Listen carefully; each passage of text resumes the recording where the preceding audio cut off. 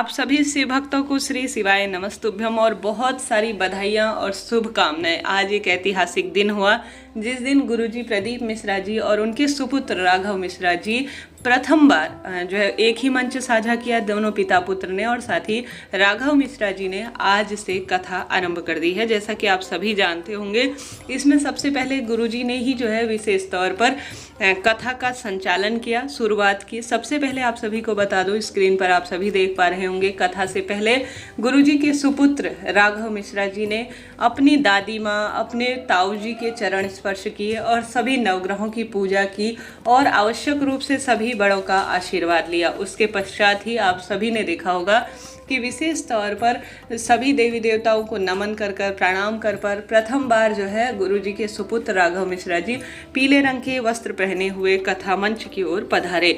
साथ ही इस कथा को सबसे अधिक श्रवण करने का सुख गुरुजी ने जब कथा मंच पर वह गए, सबसे पहले जैसे गुरुजी का नियम होता है वह जो है कथा मंच को स्पर्श करते हैं और साथ ही व्यास गद्दी इत्यादि का भी पूजन करते हैं। वही प्रक्रिया गुरुजी ने की और साथ के साथ राघव मिश्रा जी ने भी की। उसके बाद गुरुजी कहे बहुत सुंदर शब्दों में, इतने दिनों बाद जो है वह आनंद का क्षण आया जब गुरुजी ने प्रथम बार कथा के स्वरूप में जैसा वह कहते हैं उस तरह से श्री शिवाय नमस्तुभ्यम का उच्चारण किया। सुंदर स्वरूप में उन्होंने जो है जैसा वह कार्य करते हैं, मन ही मन प्रभु का चिंतन, आंखें बंद करना, वही कार्य उन्होंने किया। व्यास गद्दी का पूजन किया और व्यास गद्दी में उनके सुपुत्र आज विराजमान थे, कल्लू जी महाराज भी विराजमान थे, उनके कान्हा जी। तो यह बहुत सुखद अवसर था। उसके बाद गुरुजी कहते हैं कि आज का दिन जो है अपने आप में विशेष है। सबसे पहले गुरुजी कहते हैं कि ये जो राघव मिश्रा जी हैं मेरे सुपुत्र हैं, अगर वह कुछ गलत बोल दें या जो है प्रथम बार कोई कार्य करें, कोई भूल चूक हो जाए, तो आप सभी माता पिता के स्वरूप में इनकी कथा का श्रवण करें। ऐसा गुरुजी ने कहा, जो कि गुरुजी की हमेशा ही सुंदर छवि, अपने आप में अद्भुत बोलने की कला, इतना मीठा वचन, जितना कि रस घुलता है उनकी वचनों में, ऐसी हमें जो है इतने प्रेम पूर्वक कोई भी बात कहते हैं। तो सबसे पहले गुरुजी ने यही कहा कि मैंने इसी गद्दी पर बैठकर कुबेरेश्वर महादेव को, टीवी पर जब जो है कथा प्रचारित नहीं होती थी किसी भी स्वरूप में, ये तो डिजिटल बाद में प्रसारित होने लगी, परंतु मेरे कुबेरे भंडारी को मैंने इससे पहले जाने कितनी कथाएं सुनाई थी, तो वही कथा जो है मैंने शुरू की थी। ठीक आज मेरा सुपुत्र प्रथम बार इस कथा को शुरू करने जा रहा है। आप माता पिता स्वरूप में इस कथा का श्रवण करें, ऐसा गुरुजी ने कहा। 5 दिवसीय शिव महापुराण कथा होगी, ऐसा स्पष्ट स्वरूप में गुरुजी ने कहा। यह कथा आप सभी के लिए बड़े सौभाग्य की बात है। गुरुजी ने स्पष्ट स्वरूप में यह बात बोली कि आप सभी को बैसाख महीने में यह कथा श्रवण करने को मिल रही है। तो हम सभी के लिए बड़े गर्व की बात है कि यह कथा हम सभी को सुनने को मिल रही है इस बैसाख माह के पावन पवित्र दिन में।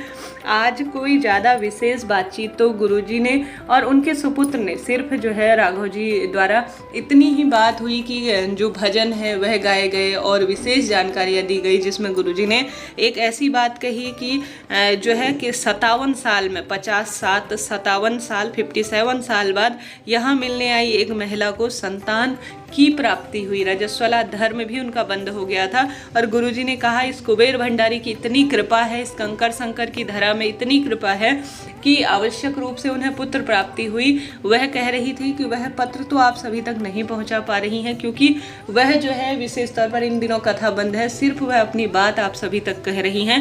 यह गुरुजी ने कथा मंच पर से कहा और साथ ही गुरुजी ने कहा कि अचानक ही यह दिन, यह सुअवसर हम सभी को प्राप्त हुआ कि राघव जी मिश्रा जो है स्पष्ट स्वरूप में आज से कथा का वाचन करेंगे। साथ ही गुरुजी ने यह भी कहा कि सारी समस्याओं का हल एक लोटा जल, और साथ के साथ गुरुजी ने कहा बोल बम का नारा है, बाबा हमारा सहारा है। यह भी गुरुजी ने स्पष्ट शब्दों में कहा। साथ के साथ आज गुरुजी ने कहा कि काशी, वृंदावन, अवध और जो बड़े बड़े जहाँ पर कथा का वाचन सिखाया जाता है, सभी ने कहा कि राघव जी को वहाँ भेज दो। और मुझसे भी यही बात कही, परंतु मैं कंकर संकर धरा पर यहाँ पर बैठकर यह बात कहता हूँ कि सिर्फ जो है आप जो भी मन में आए, राघव जी से यही कहा कि आप शंकर का जो है अनुमोदन करते हुए, उनसे प्रार्थना करते हुए अपनी इच्छा अनुसार वाचें, अर्थात जो कथा में आप प्रभु का चिंतन करें और आपकी वाणी में स्वयं शिव विराजमान होंगे, ऐसा गुरुजी ने कहा। कहीं जो है प्रथम बार यह कहने के लिए जा रहे हैं कथा, और इसमें जो है विशेष तौर पर इन्होंने कहीं प्रशिक्षण नहीं लिया है, उनके कहने का अर्थ है। तो हम सभी इस कथा का रसवादन करेंगे, यह बहुत सुखद अवसर है। इतनी सी बात कहकर गुरुजी जो है संपूर्ण स्वरूप में बैठे और थोड़ी देर वहां पर भजन कीर्तन हुए, पूर्ण रूप से आरती प्रसाद इत्यादि हुआ। अब कल से जो है कथा आरंभ होगी परिपूर्ण रूप से। यह प्रथम दिन की बात थी जो मैंने आपको बताई। वीडियो आपके लिए उचित उपयोगी रहे हैं तो लाइक करें, शेयर करें, सब्सक्राइब करें। धीरे धीरे जो भी जानकारी आएगी आप सभी तक पहुंचाई जाएगी। अभी के लिए इतना ही। साथ के साथ गुरुजी की यह बात बहुत अच्छी लगती है, बहुत प्रेम पूर्वक हर बात को वह बताते हैं। गुरुजी कहते हैं आज जो है जजमान की व्यवस्था बहुत अधिक दिक्कत आ रही थी कि किस स्वरूप में जजमान बैठेंगे। जैसे कि राघव मिश्रा जी प्रथम बार कथा करेंगे तो कहीं ना कोई जो है जजमान की तो आवश्यकता पड़ती ही है।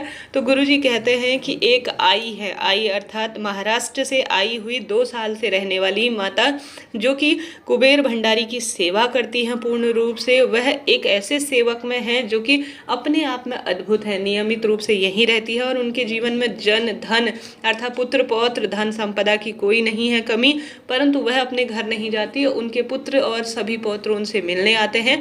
वह आई जो कि माता कही गई है, गुरुजी कहते हैं माँ के स्वरूप में है, वही आज की यजमान है। और साथ ही एक जो है पिता के स्वरूप में एक कोई अन्य महिला का उन्होंने नाम लिया, मैं उसको नोट नहीं कर पाई।